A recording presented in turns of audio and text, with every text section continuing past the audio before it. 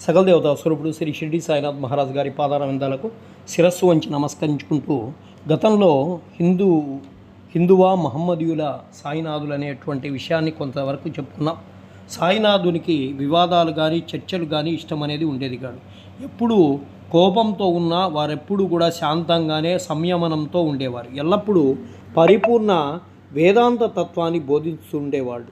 ఆఖరి వరకు బాబా ఎవరికి తెలియనీయలేదు. ఆయన ఎవరో ఏంటో ఎవరికి తెలియదు.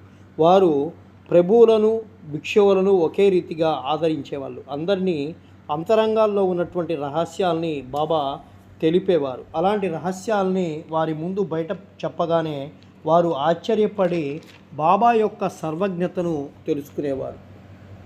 సన్మానములు అన్నచో వారికి ఏమాత్రం ఇష్టము లేదు. సాయిబాబా నైజం ఎట్టిదో ఇప్పుడు చెప్పుకుందాం. మరి సాయినాథుడు మానవ దేహంతో సంచరించినప్పటికీ కూడా